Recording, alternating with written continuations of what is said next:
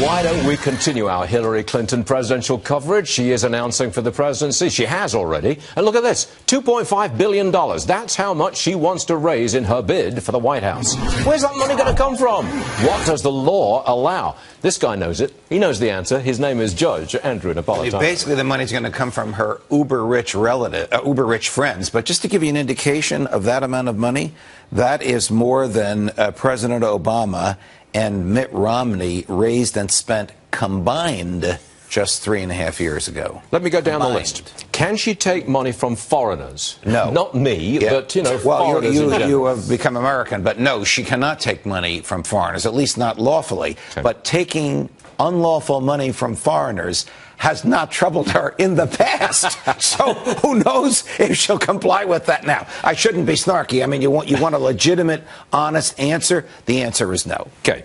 The foundation, the Bill and Hillary and Chelsea Foundation, can she leech money out of that and put it into the campaign? Her opponents only wish that she did that, because that would be a felony, and she'd be prosecuted for it. No, she cannot take dollars that come from a tax-free entity. She can only take post-tax dollars, that is, money on which some person has paid income tax. Okay, let's suppose I'm a leftist billionaire. Let's just play games. There are a few of them around. There are a few of them around, Mr. Soros. Yes, that's right. Now, would you trade places with George Soros? No, you don't have to answer that. This is your show. Go ahead. Thank you, Judge. It's Monday morning. It's got that feel to it, you know what I mean? Okay, let's just suppose that I'm a lefty billionaire and I got oodles of money. How much can I give to Hillary if I wish to? $2,300 in the primary and $2,300 in the general. But to Hillary. You said to Hillary, yes. To her campaign. You could give an unlimited amount to a super PAC.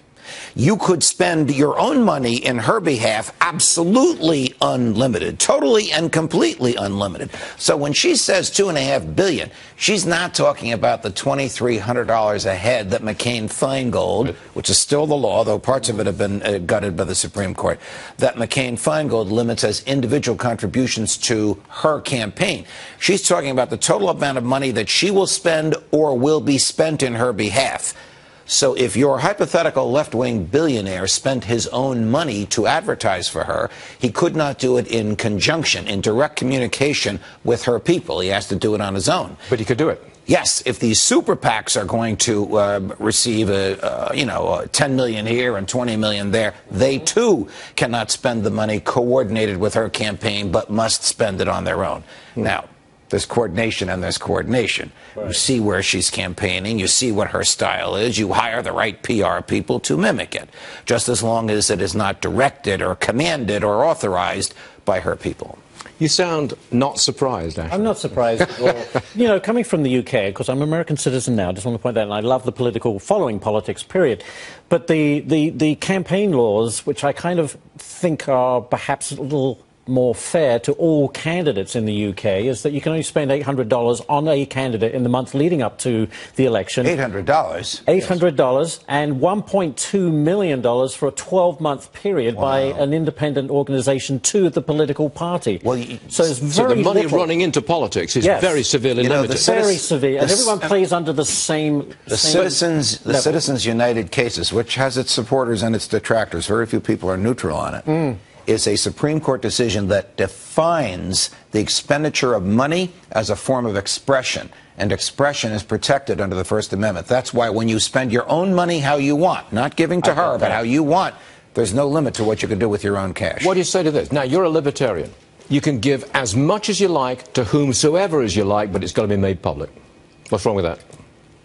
I'm trying to think if there's an exception to that. Now, obviously, if you give to her, it's made public. That's right. If you give to a super PAC, eventually, in its quarterly reports, the super PAC has to report who its contributors are. But if you spend the money on your own, if you and I were uber wealthy and decided to put together a little bit of cash and spent it on our own, we would never have to reveal how much either of us put in or even how much we spent, because we're doing it entirely on our own. It's the equivalent of you taking out a full-page ad in the New York Times advertising some cause that you believe in. It's none of the government's business how much money you spent on that. It's not a tax deduction for you. It's not even reportable. We're virtually there.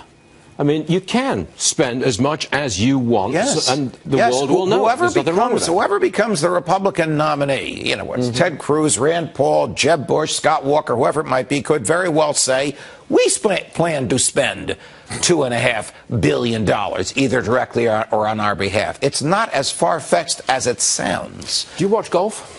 I don't watch golf, but I'm familiar with what that young man did yesterday. I'm also familiar with the joy that you perceived in seeing his victory. Oh, yeah. That's Stuart is glowing this morning. I am. I thought it was just a terrific Masters, and it was great to see this young man. He's the savior of golf. Well, the savior of golf. I think he's going to put golf on a higher notch towards a route success. My father, I haven't spoken to him yet this morning, but he's a devout fan of golf and player of golf, even in his senior years, and I'm sure he was very happy with the young man's performance. As happy as you. You went to Princeton. Yes. And didn't they teach golf at Princeton? Did. They wouldn't let you join the club? They let me take the class. Come on. They taught you to make pizza. They did, right. I was more interested in making pizza than playing golf. But in that era, in that environment, they taught a course on playing golf. I can't imagine they still have that course today. Why did you have to get that in there? Well, why not? Pizza Napolitano. You know, I started out making pizza, and I ended up here, Stuart, with you. Well, you're in luck. Roger Ailes and everybody else. You're in luck, sir. Thank you, Judge.